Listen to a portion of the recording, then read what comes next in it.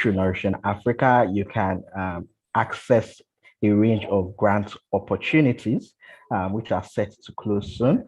The first being the Thought for Food Tech Challenge, which is open to entrepreneurs within Northern African region.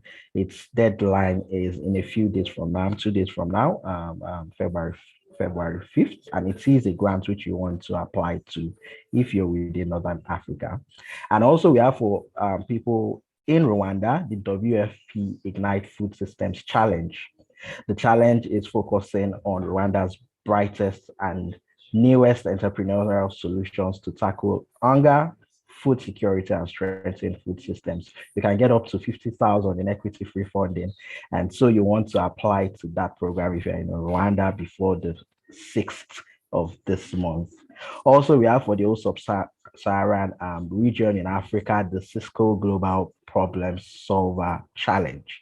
It is also a grant, and the deadline is for February 11th of this month. But not to worry, in case you're not able to retain the exact names of these programs, just head on to the funding page on nourishinafrica.com. I'm sure the links will be dropped in the chat box. You can easily use the search function on the funding page to type out or search out these particular opportunities and even discover lots more opportunities. Now, moving on from funding opportunities, we also have capacity building opportunities for you. Talking about the Youth for Climate Resilient Agriculture competition. It's actually open to all countries, and it is a competition whereby you also go on to get training and support. Its deadline is also 2 days from now on the February 5th of this month.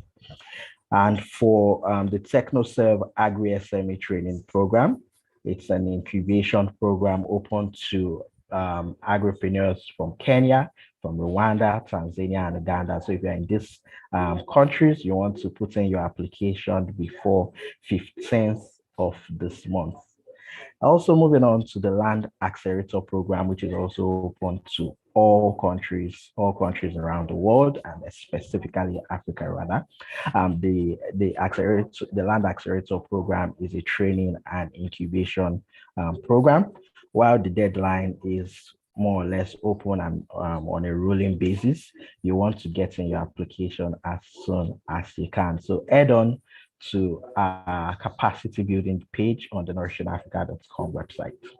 Now, in terms of events, we have the SMEs as Engines of Growth event, which is happening on February 7th. And that would be via webinar, an online webinar. It's one you also don't want to miss. Come and learn how to simplify support for small businesses. And one I'm particularly interested in, which I surely want you to be a part of, is our very own agribusiness incubation and acceleration landscape in Africa event, which will be online on February 10th. Join us as we share our findings from a mapping exercise which we've conducted on entrepreneur support organizations from regions around Africa. You don't want to miss this one. And also we have the Food for Future Summit and Expo, which would be an hybrid event. That is, it will be happening online and also physically for those in the region. And so it will be happening on the 23rd and 24th of this month. It is a summit and expo. If you can join in, ensure to get into those events. Again, lots more events discoverable through our events page on nourishinafrica.com. Yes, and for trainings and workshops, because we are particular about our entrepreneurs regularly upskilling themselves, improving on their capacity, we want you to be able to access these trainings. That's why we put together the trainings and workshops page for you. We have the opportunity coming from VC4A, which is all about learning how to finance your business, right? So you can learn how to access finance, you can look out, you can discover how to raise external capital for your business through this training. Also, We have the Master Business Finance program, where you're going to be able to learn about business debt management and more. Debt is not necessarily a bad thing for business. In fact, sometimes to be able to scale, you just might need to take a loan. So come and learn how to manage debts for your business and grow your business through the Master Business Finance program. Last but not the least, we have the Inuka Enterprise Program. And this course would actually introduce you to concepts in financial management. You'll be able to discuss around things like working capital, financing decisions, investment decisions, and the likes, all for you to be able to learn how to take financial decisions and manage your finance in your business. So these are trainings and workshops that you can access through our Nourishing Africa portal. Head on to the links as they are being dropped off in the chats. Also, we have a range of podcasts that you can actually listen to, learn from experts in various fields, ranging from finance, technology, branding, all these aspects that are so important and critical to developing your business. So you can listen to a range of podcasts on our podcast page, see how to build your brand, see how to improve on the technology base in your business, and lots more. Catch up on this on the podcast page on nourishingafrica.com. Thank you all so much. I'm sure you would be enjoying the rest of the program as I hand over back to Raman. Thank you so much, Ola. And I would support by saying that these are really good opportunities that we believe would be beneficial for you, for your business, for your team. And we encourage you to visit the Nourishing Africa platform to access all of these resources and more. So before we go right to Richard, our guest speaker, who is going to be talking to us all about the topic that we're here for, I would like to quickly share the poll results. So we launched a quick poll at the beginning of the session, and more than 50% of you had participated, and we do like to share the results so you can see for yourself what other entrepreneurs on the platform are saying. So we, as usual, we have many people joining us from West Africa. I am sure Nigerians are much in that section. So a shout out to those who are joining us from all the various regions, West Africa, next East Africa, all the Southern Africans who are joining us, and those outside of the continent. We appreciate your consistency in joining us every first Thursdays of the month. Now, when we go to those of who own agribusinesses or not, we like to do this quick pulse check, just so we know that the audience comprised of those whom we have targeted these insights for. And I'm delighted to see that many of you are agribusiness owners, and I hope your businesses are doing well. And I know that this session would be really insightful for you. Now I would go to the financial goal setting part, which is quite exciting. I see these results, and I think they're very interesting. On the screen here, I see that many of you say that you try to set goals for your agribusiness, but it's always hard to follow and you end up losing track. Richard is here, and I'm sure he's taking a look at this poll result as well, and the insights we'll share with us this evening would actually address some of these issues. But I'm also delighted to see that many of you have experienced the impact of setting and measuring goals for your businesses. And we really cannot wait till the experience sharing session where many of you can share all of this. So please hold on to those thoughts and share with the rest of us how you have measured impacts of your goal setting. And I'm sure others would benefit from your oasis of knowledge. Now, for the last part where we have those who are members of Nourishing Africa, I am so delighted to see that many of our members have joined this call. 70% of those who took this poll already are members of Nourishing Africa. So a shout out to you. Please do let other entrepreneurs know the benefits of being in the hub. And if you're not actively using the resources and tools on the hub, you're missing out a lot. So please join the bandwagon and join Nourishing Africa to connect with like-minded entrepreneurs. So I am going to now go over to Richard's part, where we're going to be learning about financial goal setting and measuring success. And I would like to say that, again, this is just the right time to talk about these issues. Just before the year gets crowded up and you're dealing with your supply chains and your customers and your stakeholders and your investors, it's really important that you peg down those goals such that you're able to make informed decisions, you're able to understand the practicality of putting these goals in place, measuring them over time. I'm sure Richard is going to tell us all about them. But who is Richard? So Richard Madrika is the Technical Assistant Manager at Aseli Africa. I wouldn't read all of this bio. I'm sure he can more than sufficiently introduce himself. So at this point, I'm going to hand over the microphone to Richard to get us started. Richard, can you speak? I hope. Yes, I hope you can hear me. Yes, perfectly. Great. So let me start off by saying it's an honor and a privilege to kickstart this year's series of First Thursdays. Obviously, as some of you may know, we initiated a partnership with Nourishing Africa in the latter part of last year, and this is just one of the activities that we conduct jointly with regards to our partnership between Aseli Africa and Nourishing Africa.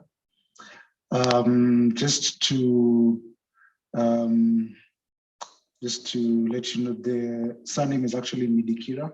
It's a bit of a hard one to get. So my name is Richard Midikira, and my background is primarily in management consulting, working with businesses drawn across different sectors in East and Central Africa.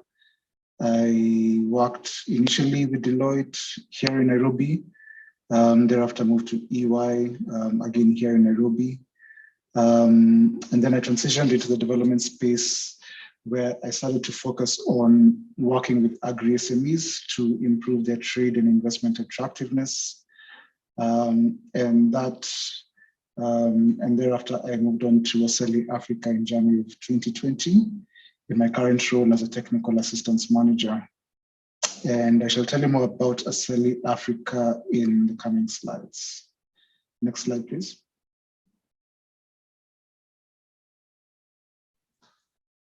So Richard, would you want to share slides from your end? I think that would better help you to move along. Oh, that would be easier? Okay. Just give me a second.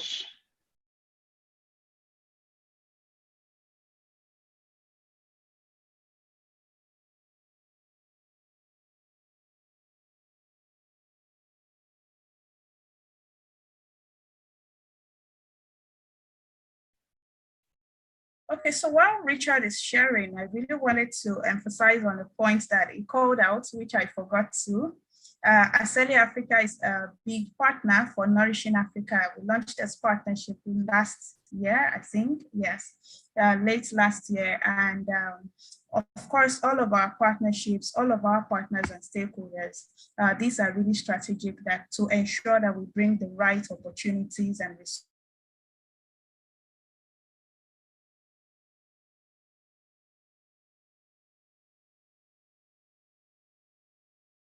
Richard, please go ahead. Ramos is frozen.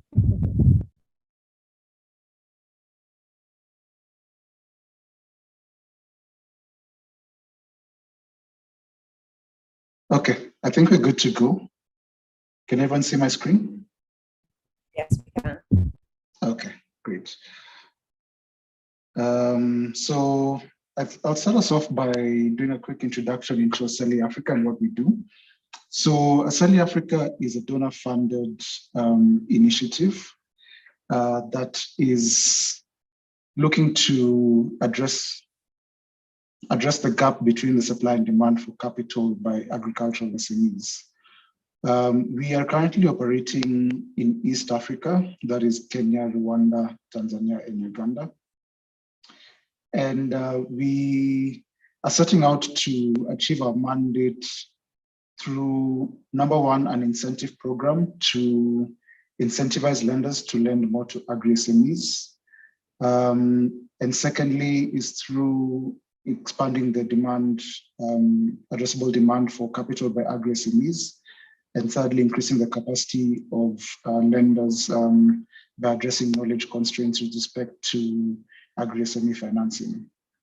So for the incentive program, we designed this on the basis of research that we did of lenders operating in East Africa, just to understand the economics of agri-SME lending. And broadly, this research highlighted that lending to agri-SMEs is twice as risky compared to lending to SMEs in other sectors, and that returns to lenders from agri-SME lending are 45% lower than SMEs in other sectors. So there are risks that are inherent to lending to agri-SMEs, and there are certain costs that make it prohibitive for lenders to lend to agri-SMEs, especially within a certain segment. And our incentive program is designed to address this. With respect to the addressable demand, we're implementing a technical assistance program to strengthen the capacity of agri-SMEs, particularly around business and financial management. And that's a program which I'm responsible for. And like I mentioned, we are also working with a select group of lenders to strengthen their capacity to be able to, number one, understand the risks that face different agricultural value chains. And secondly, align the strategy to be able to prioritize agri-SME lending. And underpinning all this is creating an evidence base to inform policy change at the government level. So I thought it would be good for us to start off by having a shared understanding of what a goal is. And I came across this definition that resonated with me, that a goal is a desired outcome that a person envisions, plans, and commits to achieve for their business. Why it resonates with me is that it highlights that it's not enough to envision a certain goal, but it's also integral to be able to plan and commit towards achieving this goal. And some of this will be highlighted in more detail as we proceed with the presentation. So why set financial goals? What is the importance of setting financial goals? We can start off by saying that what is not defined cannot be measured, and what is not measured cannot be improved. So this really encapsulates the importance of setting financial goals. But we can break it down a bit further just to highlight why it is important for a business to set financial goals. Number one is that it provides a common understanding of the financial outcome the business is hoping to achieve. Secondly, it ensures alignment of resources. And here we're looking at time, energy, and money. Every stakeholder of the business is, clear on what we're looking to achieve, and ensure by setting financial goals, we ensure that investments are being made in the right places. It provides a basis to measure the performance of the business. And it also gives clarity when communicating to external stakeholders. So say you're looking for funding, or you're communicating to any other external holder, you'll be able to clearly articulate what your financial goals are as a business. And those stakeholders will then be able to determine how they can plug in or how they can support your business. I would like us to zoom out a bit and understand where the starting point of setting our financial goals. And it is, first of all, looking at your business from a big picture perspective and having a bird's eye view of the business. And in order to do this, we need to ask ourselves as business owners some key questions. The first question is, what are your business goals or objectives?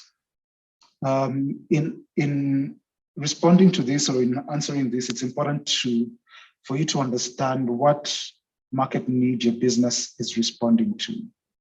What is your value proposition as a business to start with? That is the first question that you need to ask yourself, or you need to articulate as a business owner. Secondly is, what products or services do you offer? Are you broadly, are you doing horticulture? If so, which kind of products? Are you in the grains business? If so, which kind of products are you going to offer to customers? And thirdly is, who are your customers and in which markets do they operate in? And here I would like to give an example of, let's say, a business that is determining what the goals or objectives are. And I could think of a hypothetical example of a business that is looking to address the gap in the nutritional needs of urban dwellers by providing fresh produce, in a convenient manner. That's an example of a business goal or objective. And in terms of products, you could determine that within this universe of fresh produce, I'm going to provide fruits and vegetables. And then in defining the customers in the markets within this urban setting, are you targeting low income, the low income market, middle income market, the high income market? In which channels do these markets operate in? Is it physical retail shops? Is it online? Some of these big picture goals are important before we then delve into setting financial goals. So having a look at the process of setting financial goals, it is not a one-off process, but an iterative process, as highlighted by this image here. Number one, you need to define what your financial goals are. I'd like you to take important note of the fact that in the previous slide, as we were articulating our broader business goals, there was no mention of anything related to finances. And I think this is an important message in that, in as much as a business owner, you'd be looking to go into business to make a financial return. For your business to be sustainable, you need to be able to really define what need you're meeting in the market and what your value proposition is, where your customers are operating, and that kind of thing. And then the next step will be then to set financial goals. So number one is to set the goals. And secondly is to define how you're going to achieve these goals and go through a process of planning and implementing your financial goals. And then thirdly is monitoring and measuring. And the results from the monitoring and measuring will help to inform whether you need to adjust the financial goals that you set, or whether you're actually on track to meet those financial goals. So just a quick reminder that it is not a one-off process, but it's a continuous iterative process of continuous learning. So in terms of setting financial goals, this may be, you may have heard of this acronym, that goals from a broad sense should be SMART. So literally the goal should be SMART, but then also it's an acronym to mean that your goals should be specific, they should be measurable, they should be attainable, they should be realistic, and they should be time-bound. In terms of being specific, you need to be able to use action words around setting your financial goals. For example, our business will achieve X percentage increase in, let's say, this financial parameter within this period of time. Measurable, the goal needs to be something that's easily measurable by your business. Do not set an ambiguous goal that you cannot measure. It needs to be achievable, in that it needs to be a challenging goal, but it needs to be possible. The goal also needs to be realistic. You need to be realistic about the capacity within your team, within your business, to be able to achieve this goal. And like I mentioned, the goal needs to be time-bound. Now, remember, we've come from a place of setting sort of broader business objectives and the broader vision of the business. In terms of setting financial goals, it's important to then break this down into a time period of, let's say 3 to 5 years, or the period can be determined by you. And the importance of this is that it breaks it down into bite-sized pieces so that you're able to easily track and monitor progress and make adjustments where necessary. So in terms of examples of goals, financial goals that can be set, we shall discuss, or I shall highlight some of the basic financial goals that a business should be looking at. Number one is capital. Secondly is revenue. Third is profit. And fourth is cash flow.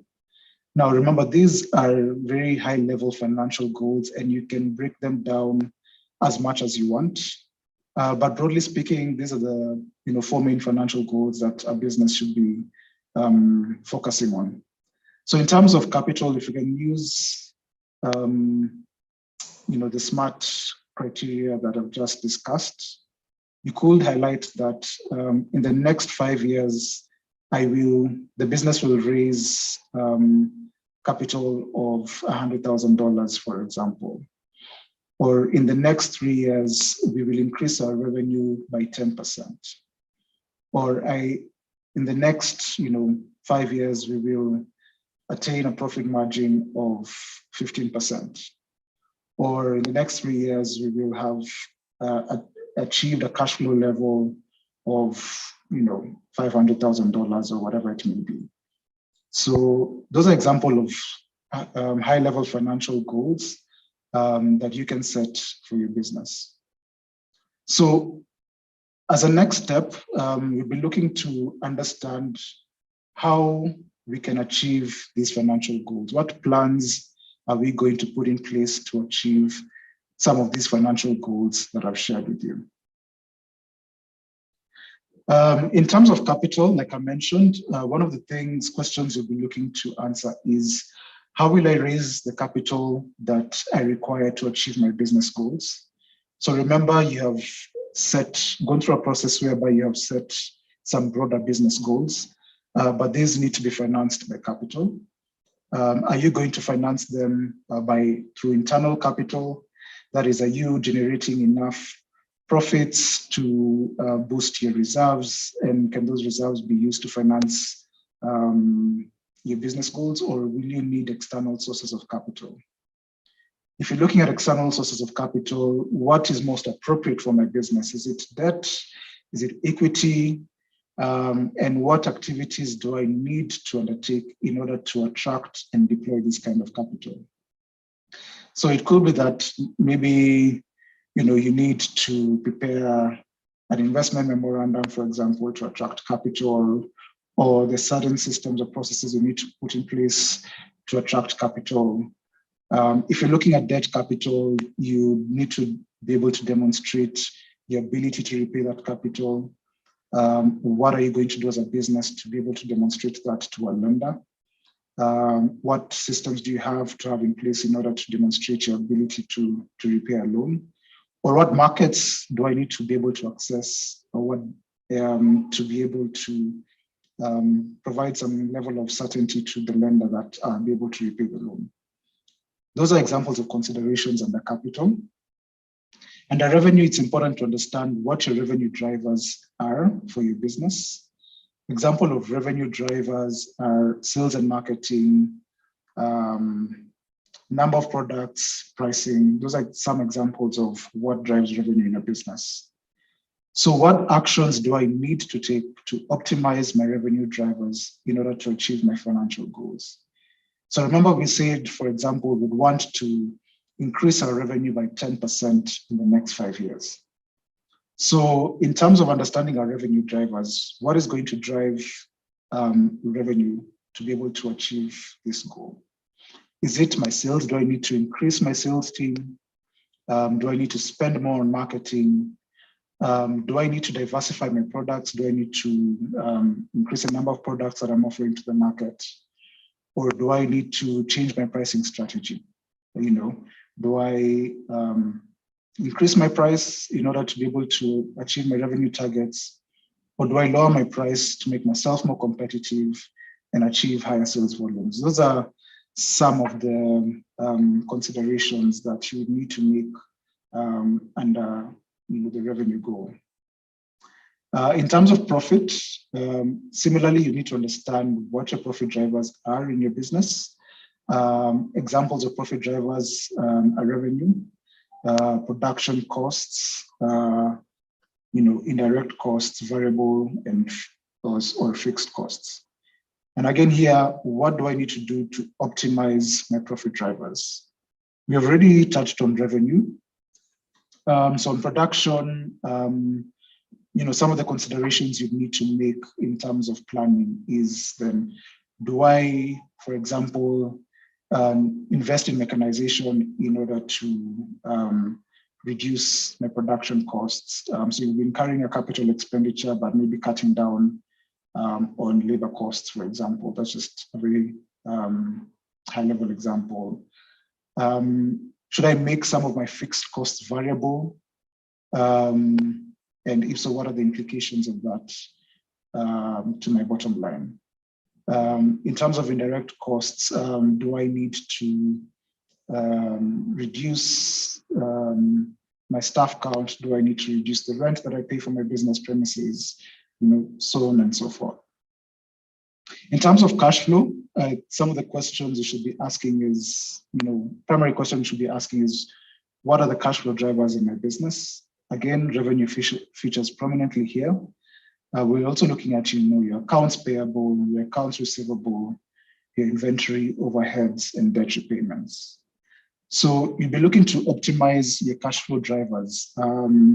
For example, as a business, to optimize your cash flow, inherently you'll be looking to increase your accounts receivables, or rather to reduce the amount of time it takes to receive your account receivables and extend as much as possible your accounts payables.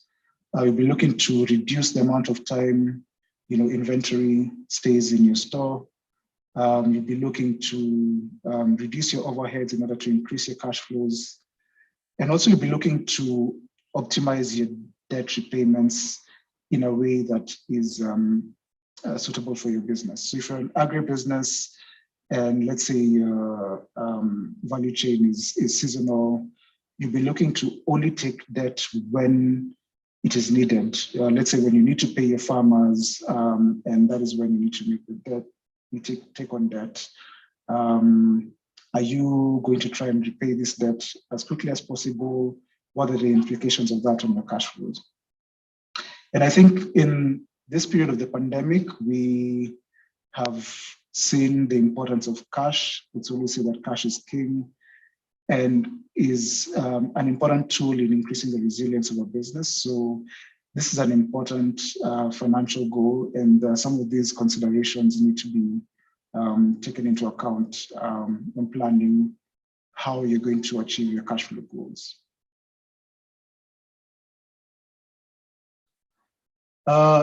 In terms of measuring the success of your financial goals, so this is always a tricky one for businesses. It's very easy to set the financial goals, but then there's a lot of investment that needs to be made in measuring whether your business is meeting those financial goals or not.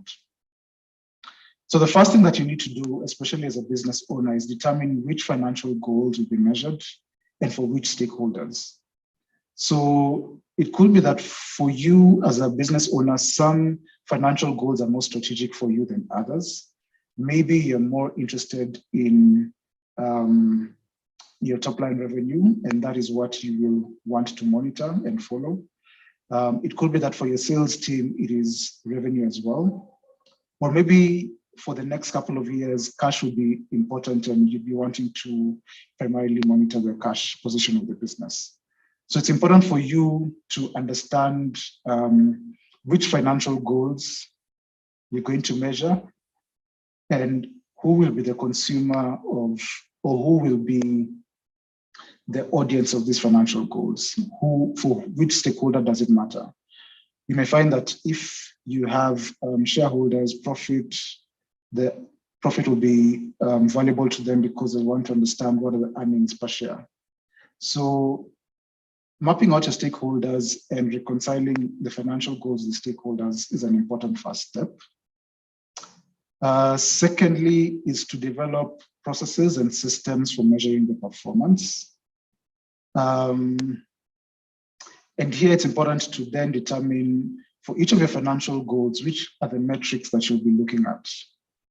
For example, if it's profit, which metrics are you going to use to measure profit? Is it profit? Which type of profit are you measuring? Is it net profit? Is it operating profit? Is it a gross profit? And based on that, develop processes and systems for measuring this. So when we talk about processes and systems, these need to be developed in line with the nature of your business. They can be as simple and as sophisticated as you want them to be, but ultimately it should make sense for the type of business that you're operating in. And often how you measure your performance can also be used as a competitive advantage for your business. And it should not be structured in a way that it is deterring you or taking away too much time and effort from your core business activities. So whether you're going to be tracking your financial performance on a simple Excel sheet, or whether you're going to implement a financial management system, that is entirely dependent on the nature of your business and the sophistication of your business operations. And also it's important to do a cost-benefit analysis of the amount of investments that you make in developing these processes and systems, and invest an amount that is sort of in line with the nature of your business.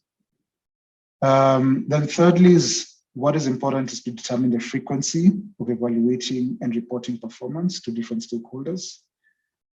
So for example, if you're monitoring revenue, are you going to monitor it on, you can make it as granular as you want it to be. Are you going to monitor it on a daily basis, a monthly basis, quarterly basis, annual basis?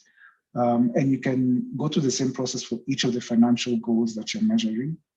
Again, this will be informed by how important that financial goal is to you. And secondly, the processes and systems that you've put in place to measure these financial goals. So if the data can be availed to you, is available to you on a real-time basis, then these are goals that you can measure, or you can measure, on a real-time basis. But then if it takes time to go to access the primary data and consolidate it, then your frequency of evaluating your performance may be a bit longer than you would want it to be.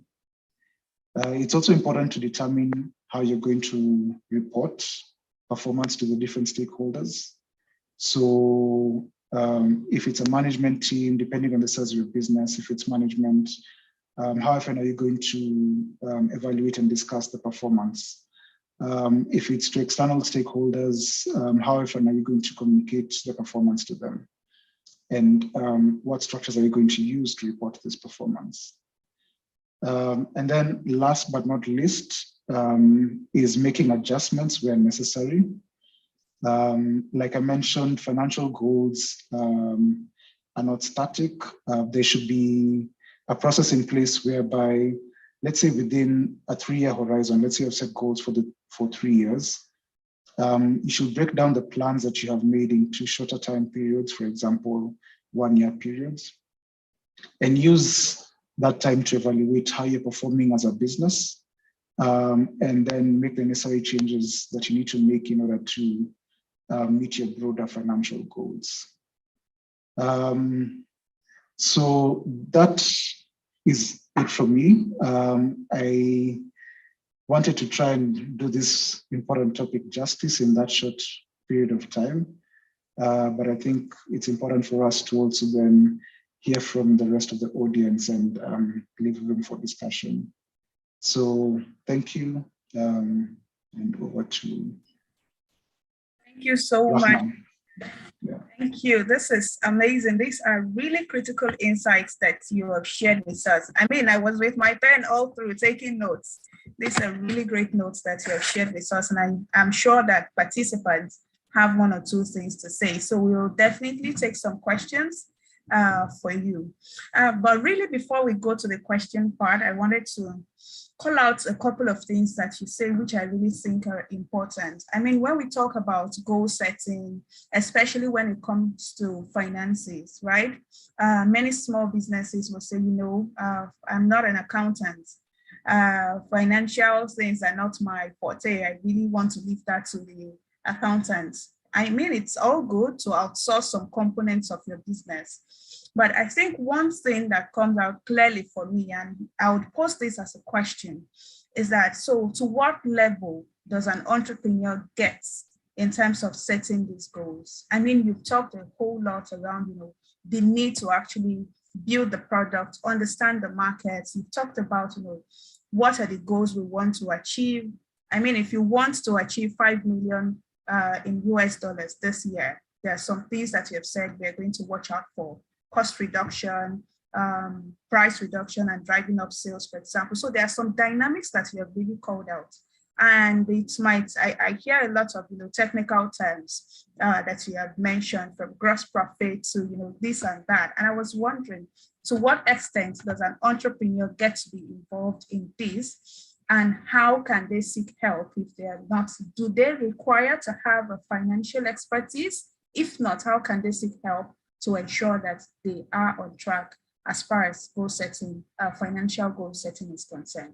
So pardon me, our participants, let me use that opportunity to ask that question, and then we'll open the floor for you all to post your questions to Richard. We will be unmuting you, so please, if you have questions, use the raise hand button while Richard is addressing this question on my end. Thank you so much for that question. Yes, I do understand that there's some, accounting jargon and financial jargon that I've shared today, but we can't run away from it, especially if you want to really understand how our business is doing. And I don't think it means that you need to be a financial specialist or an accountant, but as a business owner or manager, you need to invest in acquiring some basic, financial management knowledge so that you can understand how your business is performing. And finances are at the heart of running a business. So, this is where you can tap into, you can, gain some knowledge from some of the programs that have been highlighted in the earlier parts of this call. Like I mentioned, ASEL is also running technical assistance programs in East Africa, focusing on financial management. And ultimately, what we want to do is to increase the financial literacy of agribusiness owners and managers, because only then are you able to engage with, let's say, lenders or investors, if you're able to really understand how your business is operating from a financial perspective and understand some of the basic financial jargon that we use. And some of it is intuitive. So when you talk about profit, ultimately you want to make more than you've put into the business. And if you're talking about cash flow, it's as simple as how much cash do I have at hand to be able to meet my operating expenses? How will I pay my employees? How will I pay my farmers, for example? You need to understand that, this is the amount of cash that I have to be able to do this. So that's a long-winded response to your question in saying that it is important, absolutely vital for managers or owners of agribusinesses to get some basic understanding of how they manage the finances of their business. Thank you so much, Richard. I mean, that's really interesting that you have that program on building financial literacy. And so I would encourage that those who are eligible to participate will go right on there. So we'll open the floor to participants to ask questions, and I'll start with William Omamo of K&K Peppers. You can unmute yourself and ask your question, please. Yeah. Richard, thank you so much for your great presentation, a real eye-opener for us. My question is it advisable to buddy with a financial consultant on the onset? Because many times entrepreneurs have the vision, we know exactly where we want to go, but we can't really articulate it into a financial context. So is it okay, or is it acceptable, or perhaps even advisable to buddy with a financial mind? Thank you.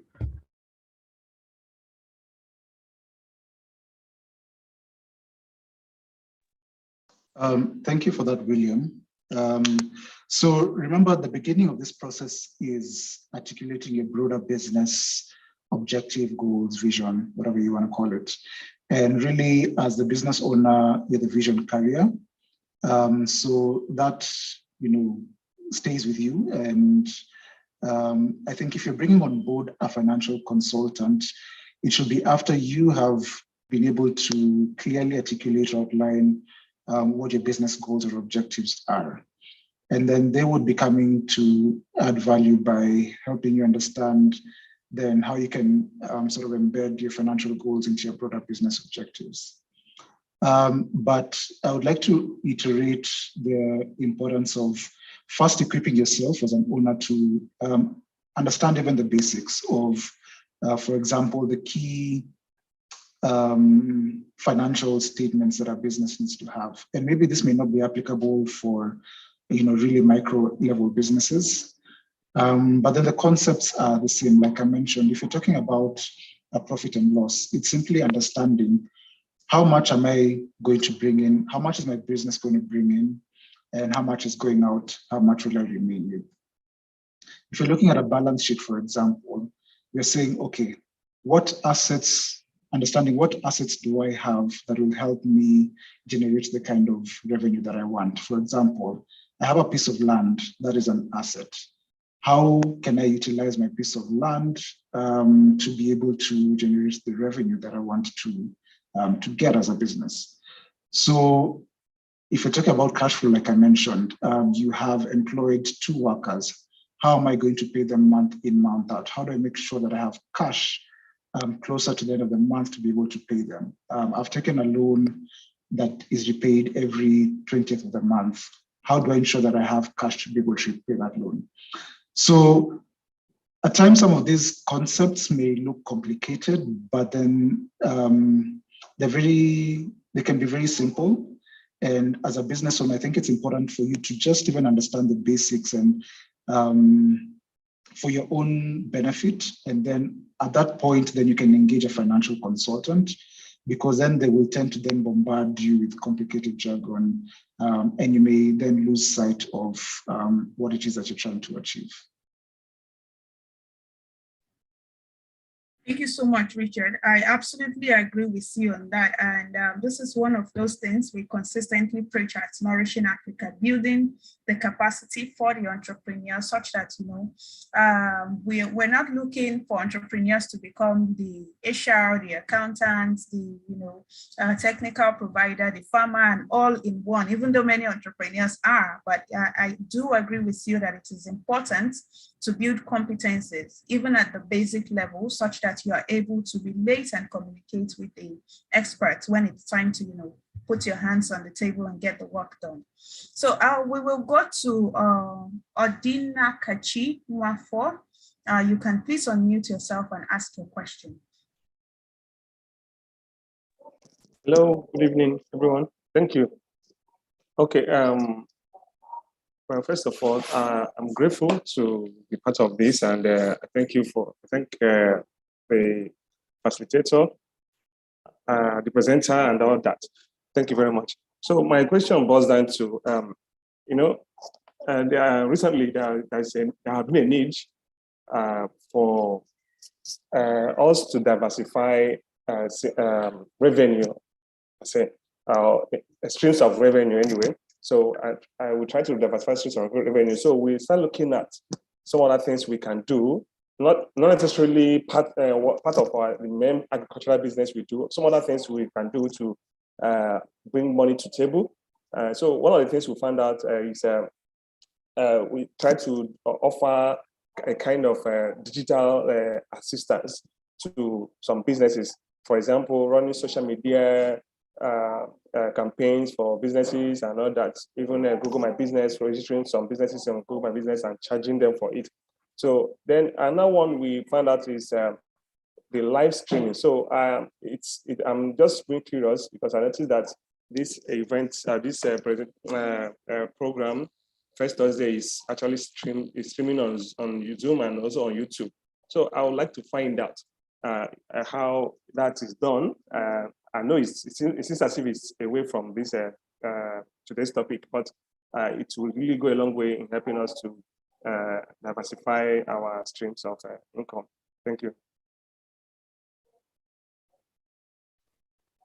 Okay, so I know that's a technical question, but Richard, if you would want to address very briefly the issue of income diversification, I know that's also a touch point for entrepreneurs, but very simply for this, I don't know if other people are curious, but Zoom provides you the opportunity to actually stream live on YouTube. It's part of the settings. So if you are an avid user of Zoom, you can actually do that from your settings. And I'm sure Zoom has all of these FAQs that you can visit to understand all of the various functionalities that Zoom provides.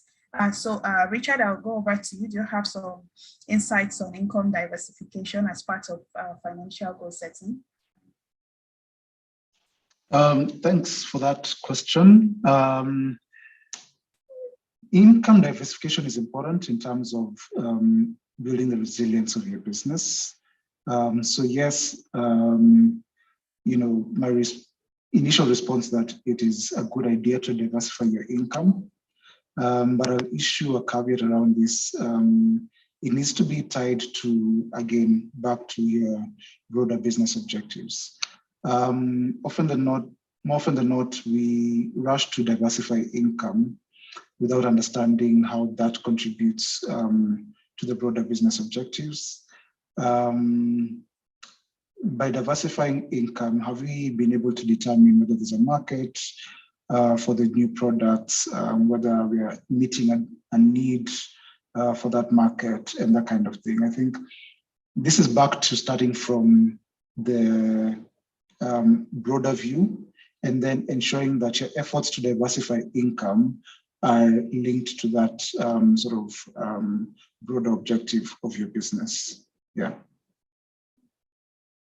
Thank you so much. And if I may add to that, we've seen that many entrepreneurs explore opportunities to, increase their revenue and, just put themselves out there. So like Richard has said, it's really important that entrepreneurs understand, their core business objectives before, you go away from, your core mandate and you're confusing your customers. So I'll go to the first point that Richard mentioned in terms of understanding your market, understanding what your product is and understanding, your audience. So I'll leave it at that. Like we always say, First Thursdays is a conversation starter, right? And it is really to put the knowledge out there. And there's so much resources that you can get from the internet. And this First Thursday session is meant to get the ideas kicking in your head to help you expand further on that. So I know we won't be able to address all of the questions and issues that you have, but we will move fast to experience sharing. We have some 20 minutes left on this call. And I know that many of you already have some experiences. I mean, the poll tells us that some of you have seen firsthand how goal setting, measuring goals, putting together your finances actually help you to build really sustainable businesses. And we are curious and we want you to share, actually. I see some comments in the chat. Let me see. So how do you understand your market? This is the experience sharing part. And this part I absolutely love because we get to hear from other entrepreneurs, right? So if you would like to contribute to this part, please use the raise hand button so that we can have an orderly session. Odin Nakachi, your hand is still up. I think it's from the previous, okay, now it's down. So I know some of you might have some insights to share. I would like you to please so that we can have that discussion. There's currently no hands up. Does that mean that we don't have people who can contribute to this discussion? Should we move along? Okay, I'll take some questions in the chat while we wait for those who would love to contribute. So I'm sure Richard can also see them. But first I'll take from Paul Atsu. Richard, I no longer see you. I don't know if we can take some questions in the chat. Okay, awesome. So it's saying, how can we ensure the role of financial services in youth education and employment? So do you think do you want me to take all of the questions and then you respond to all at once? Would that be helpful? Yeah, I think that's fine. Okay, so financial literacy, building financial literacy skills. I think that's the first one from Paul. And then secondly, Stephen Muchoki is asking, do you foresee your presentation feeding into a lean business model canvas? That's an interesting one because, you know, when we're talking about a lean business, it all starts from setting your goals, right? So that's the second one. And how do you understand your market? How do you get information about the markets that you serve? And that's from Nawiri. And I think the last one, Stephen wants you to share some lessons from your role in technical assistance provision.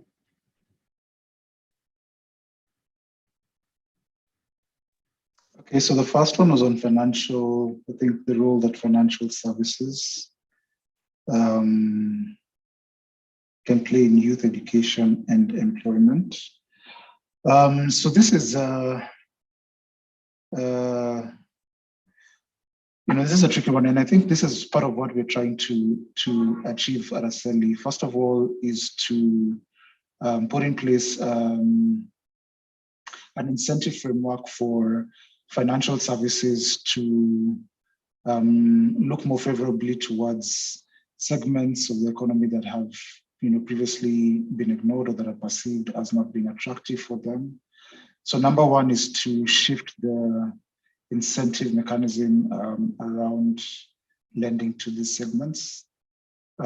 Secondly is agitating for policy around increasing number one, financial literacy amongst these groups, the youth, and also again, this is tied to incentives around how can government, for example, incentivize financial services to lend more to the youth, because ultimately, a bank or whatever other financial services is also looking to make a return. So whatever investment they're making needs to provide a return to them. And the question is, how can this deal be sweetened for them to look more favorably towards the segment? And obviously employment creation. I mean, the more we provide capital to businesses, the more they're productive and the more employment opportunities they're able to provide. So, I mean, looking at it from a macro level, determining which sectors of the economy are the most productive or have the most potential to reach the youth and to create employment, and obviously agriculture features up there. Then how can we work together with these financial services to, number one, increase awareness, for them to be able to increase awareness on how these groups can attract and deploy financing, and secondly, to make the deals more attractive. The other question was on, if I can try and get it.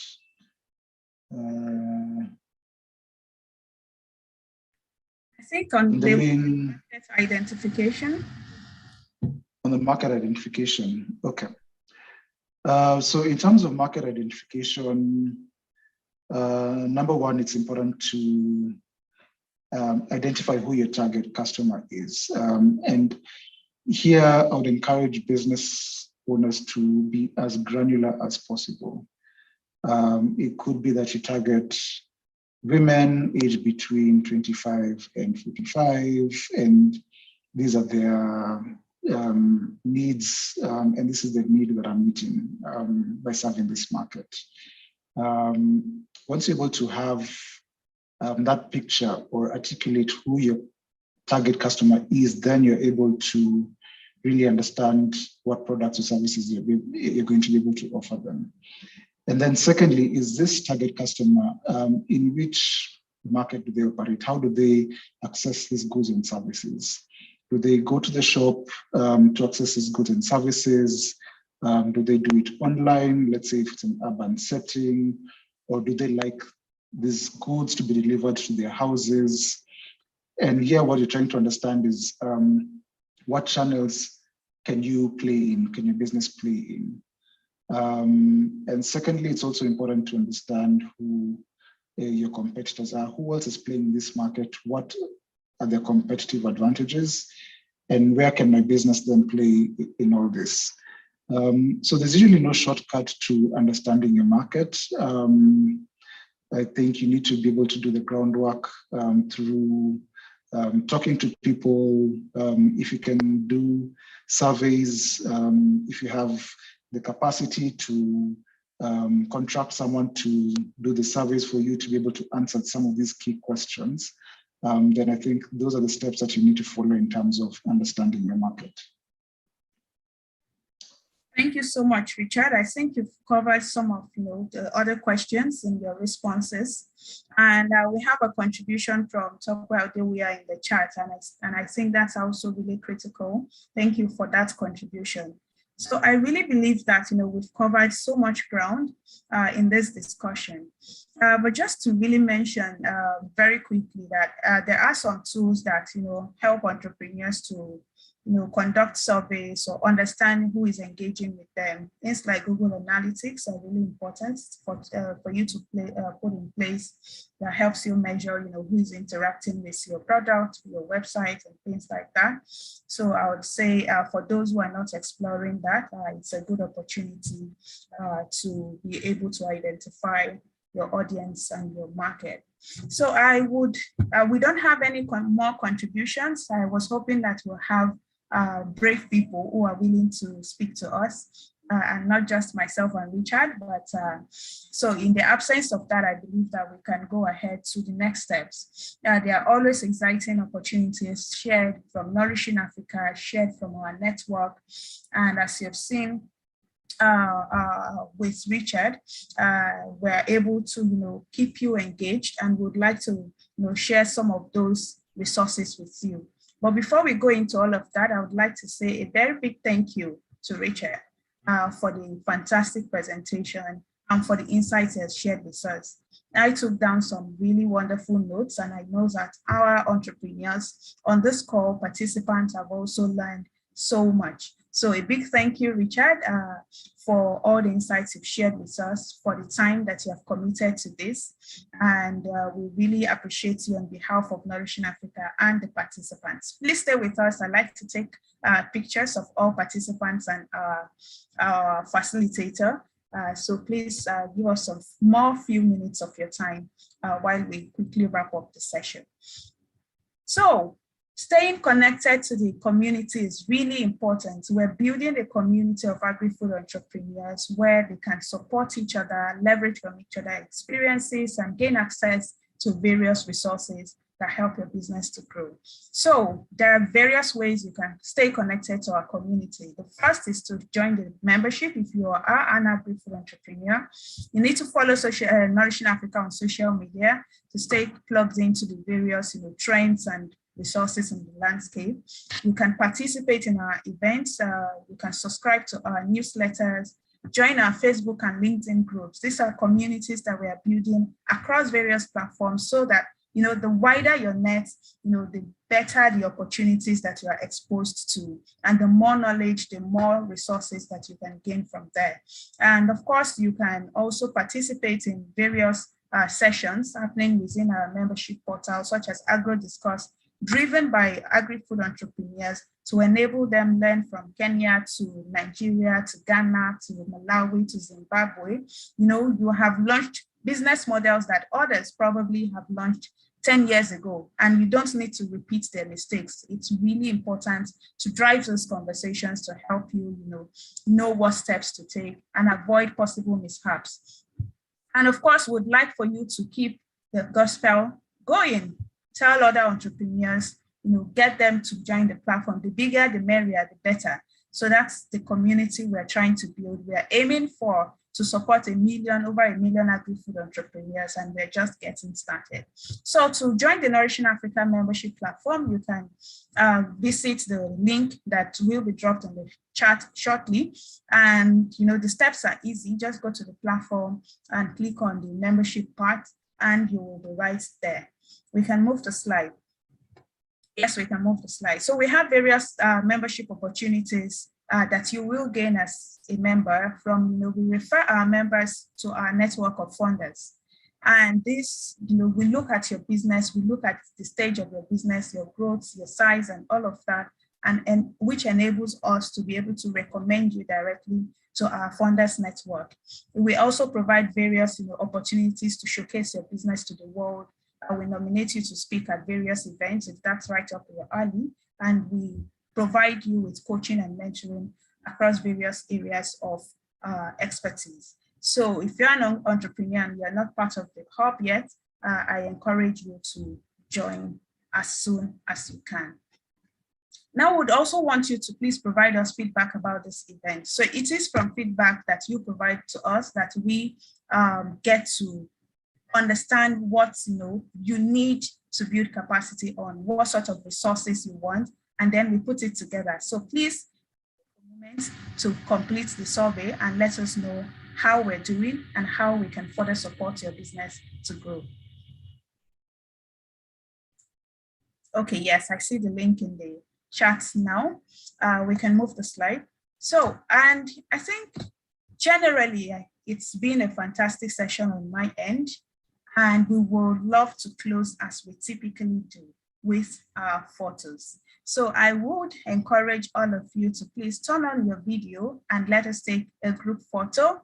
And of course, we'd love to tag you on social media. So please drop your handle on Instagram, on Facebook, on LinkedIn, as such that we can tag you on the post.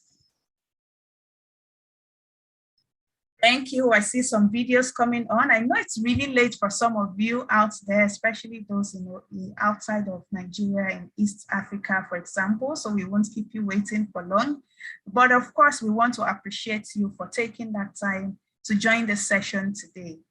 We're all ambassadors and champions for change and growth in our businesses. And I know that you are here because of that mindset for growth. So we do not take it for granted, and we hope that you continue to build your businesses as much as possible. All right, I see some videos on. If you can do us the honors, if you have taken this picture. Let me put on my smile for the camera.